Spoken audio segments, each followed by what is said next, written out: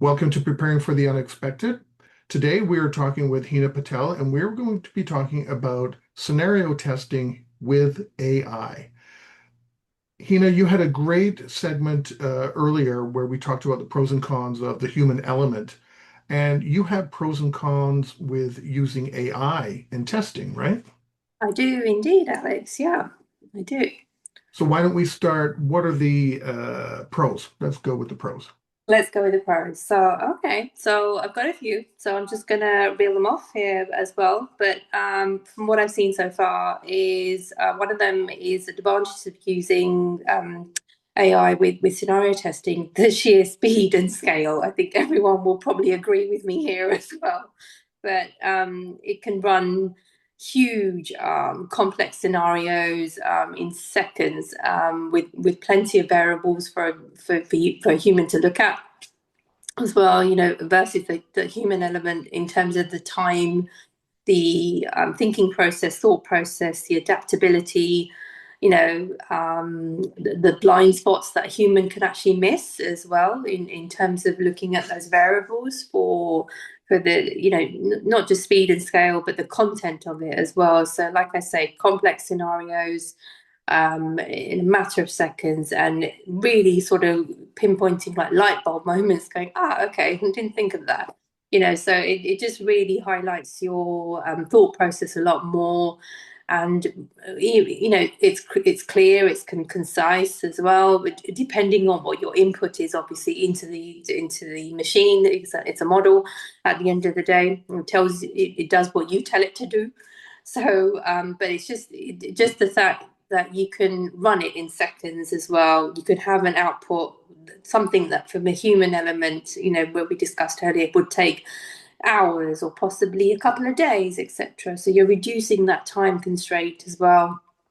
Thought process, more efficiency, etc. To run those possible scenarios. I mean, you can tweak them slightly as well to how you want them, but initially it would give you a good foundation base to start off with, I think, as well. So that's one of the pros there. The other one, it can certainly leverage historical data to drive insight, I would say, when you're running a scenario. So using historical data enables sort of forward planning when you're thinking about it, looking at key people, your dependencies, upstream, downstream dependencies, systems, your third party insight as well, which is huge right now in scenario exercising. The TPRM is a big focus with cybersecurity.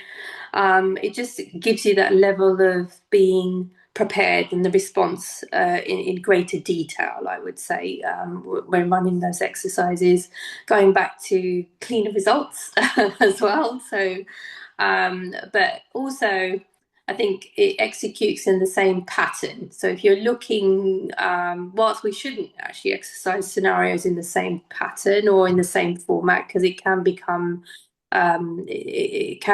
quite, in terms of level of participation, it can become some mundane, etc. So it should always be quite dynamic when you're doing the scenario exercising, but it does give cleaner results. It does give far more variables, even though it does possibly execute in the same possible way. It definitely allows you to adapt to, put your own sort of thought process in, adapt to that particular scenario that you've been given. But it's just the sheer speed of it as well. It doesn't look at, I would definitely for AI, it's a model, it's a machine model, etc. It doesn't look at personal bias at all. It doesn't look at you yourself. It doesn't know you. It's just doing what you're telling it to do. So whereas if you're running, I'm going to go back to the human element of it, but when you're running it from a human element, you're looking at people again. You're looking at the emotional state of it as going. Whereas machine model, etc., but it doesn't do that. It just spits it out within seconds. It will just look at who you've got, what your scenario is, and what the variables are around it. So it doesn't look at any personal bias at all into that. I like the fact that it's customizable. You can custom tailor it to how you wanted it to Mhm. be. And this is what we were talking about earlier. But again, with those variables in place, you can actually determine the scenario how you want it to play out as well. But AI will just give you that extra bit of input that you may not. It's a blind spot. You may not see it as well. So it gives you that like slightly light bulb moment again as well. And then yeah, again the fact that you can run it to how you want it to, what you want the scenario to look like, whether it's a a 2 day scenario or whether it's a short sort of 30-minute burst of a scenario, etc. You can definitely customize it. Yeah, so I like the fact that it definitely has many pros, the sheer speed and scale. Again, cleaner results every time as well, guaranteed. But again, with lots of variables, but allowing you to customize it to how you want to play out as well. You talked about historical data. Yeah. What historical data? From previous tests or because AI draws from Yeah. everywhere. So what historical data are we talking about here? Yeah, so historical data from previous tests. So if you had a previous incident or a previous test that you run before, it would look at that historical data because it would definitely store that data somewhere as well. And we can definitely where you wouldn't look at it before, it would definitely save that data and look at it and go actually from I don't know, from 5 years ago or 10 years ago, or even last month, etc. This is what was run before. So let's put a different spin on it, or let's put a different variable on it. So you can definitely manipulate the data to how you want it to display as well. But it definitely leverage that historical data to drive a new scenario forward, if you like, as well. If you were to drive a new scenario in your outputs as well. And from experience, I know it's a lot easier when you have a last minute request or you uncover something and you've got your scenario built using AI and you have all your documentation. It's like, oh, I forgot to add Yeah. in that Heena is not available. Yeah. So can please rerun it, all the results, and make Heena have won the lottery and she's now on a beach in Rio. Something like that. You know, it's so much quicker than having to go through everything and try and figure it out. It is absolute. And this is the sheer speed and scale of it. So sheer speed and scale, the customizable, leverage that you can use.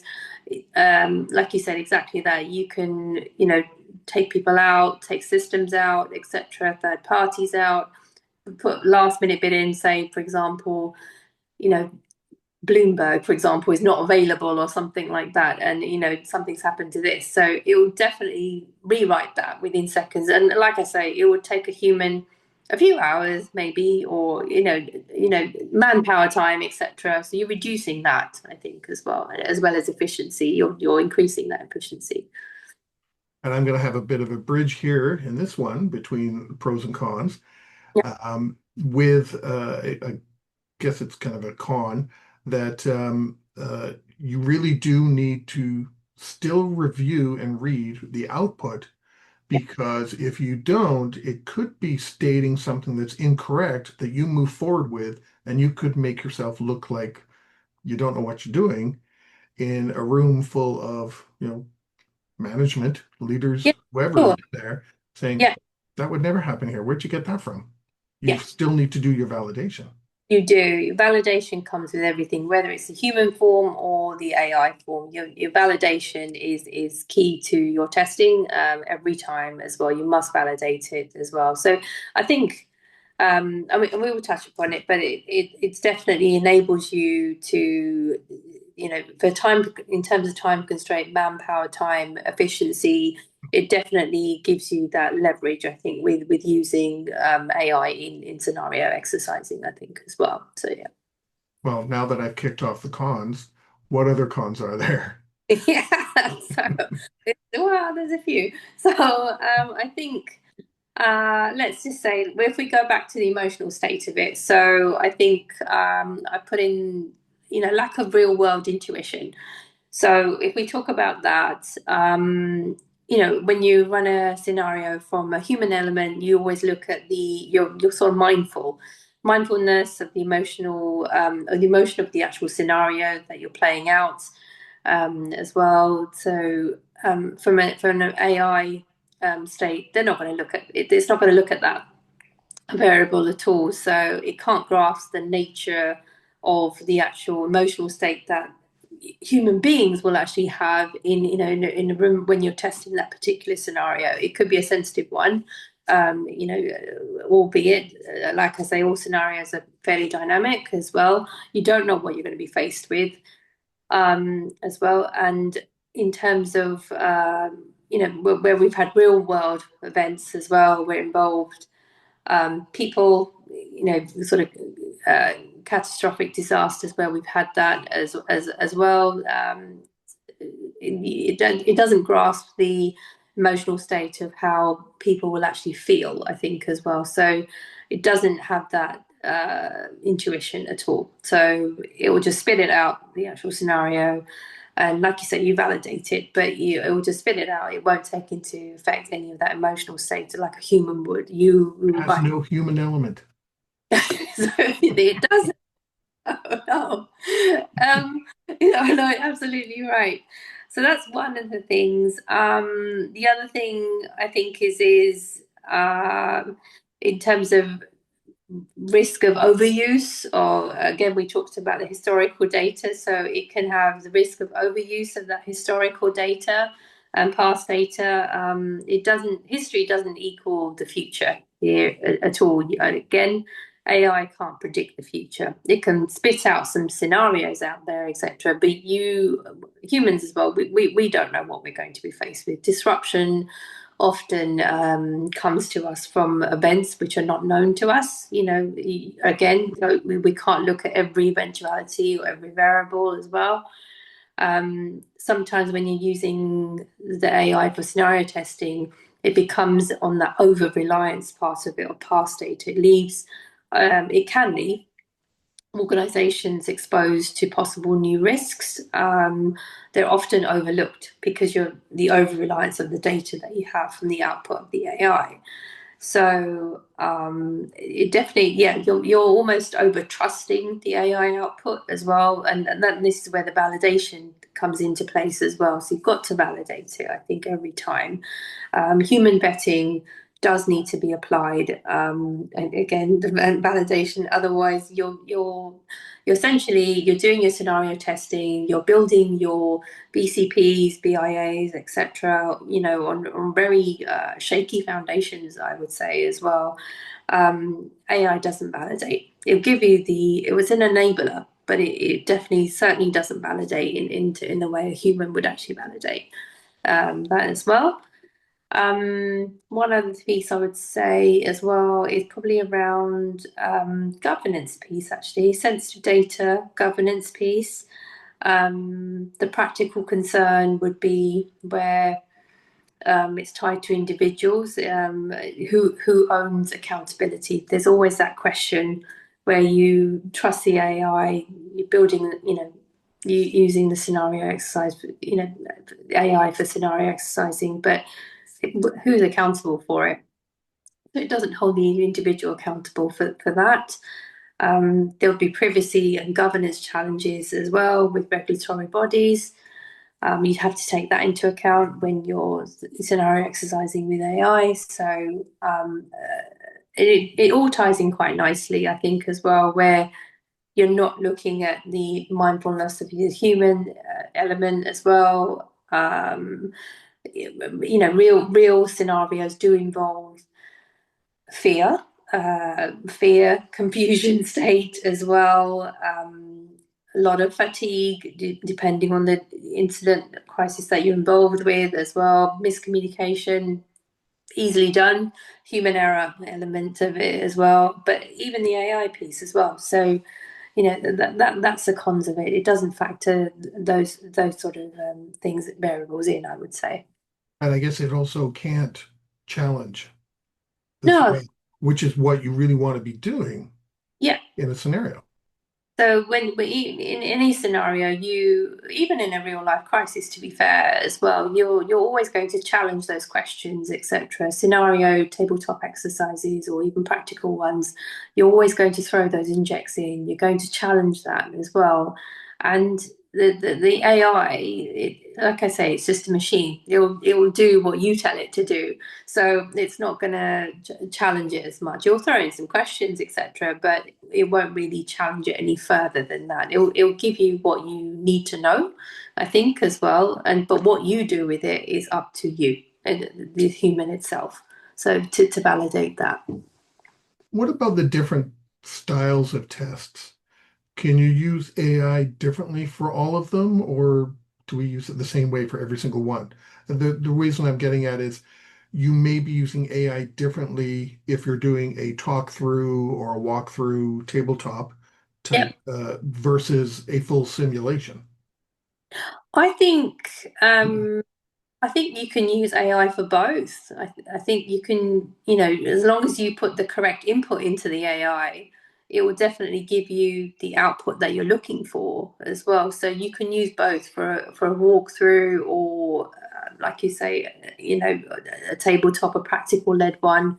You can use it for both, I would say as well. But it does have those cons attached to it as well as the pros. So, and again, the same one with the human element. It does have the pros and cons to both. But yeah, specifically for AI, I would say, you know, you can use it for almost anything, I would say, for the for scenario exercising, etc. You pretty much run it for anything, but it's up to you how you then validate it, I think.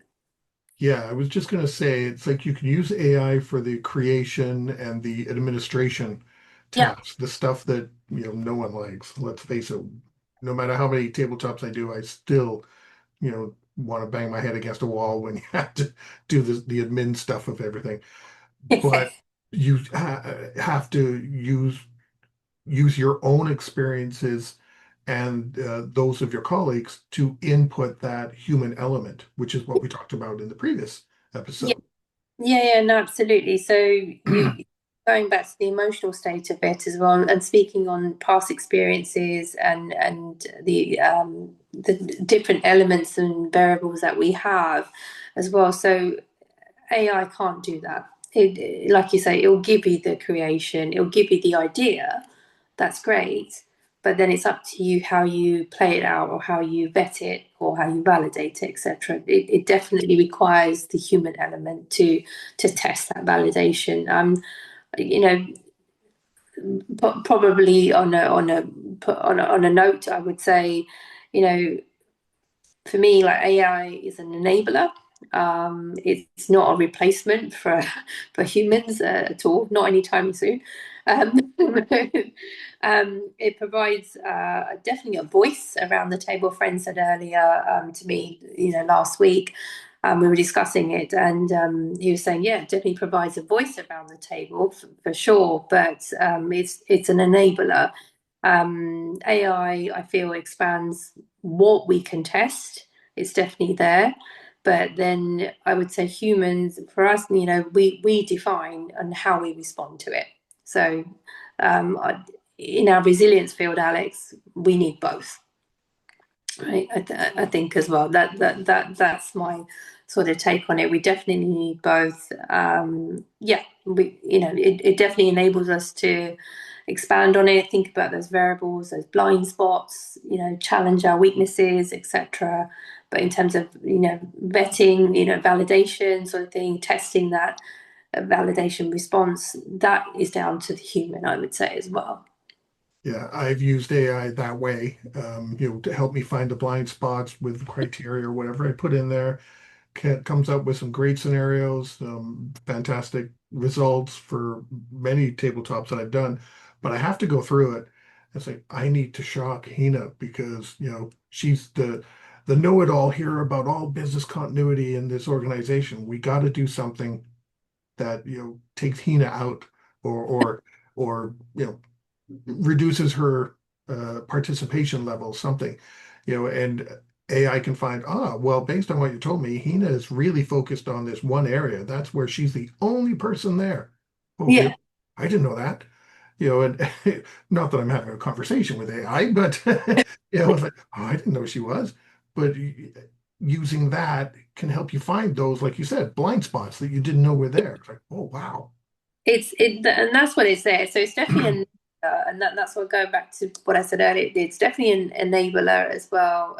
It definitely helps you create those particular sort of weaknesses. There's going to be things that you're going to miss as a human as well. That's just the human element of it as well. You cannot think of all the variables as well, but the AI will definitely spit out, oh, what about this, or what if this, etc. So it definitely gives you that voice around, around the table, or on your desktop, or whichever way you want to look at it. But it definitely gives you that sort of light bulb moment. Go, okay, right, I didn't think about that, so let me challenge that and throw that into my mix of my scenario. But then overall it's how you react to it, how you respond to it. I think that is the human side of it as well, and how you validate it, I think, as well. So it's putting those controls, risks in place as well, testing those remediation controls that you have, and it drives other actions forward as well to build that resilience within your BCP, or your BIA. So yeah. Those closing comments you just had, you answered the last question I was going to ask you. So thank you so much for that. Thank you. Thank you. Much appreciated, Alex, as well. Thank you for having me. It's been a pleasure. I love talking about this AI and testing stuff. So thank you for reaching out to be a guest, Hina. I really appreciate your time. Likewise. Thank you so much, Alex. Pleasure.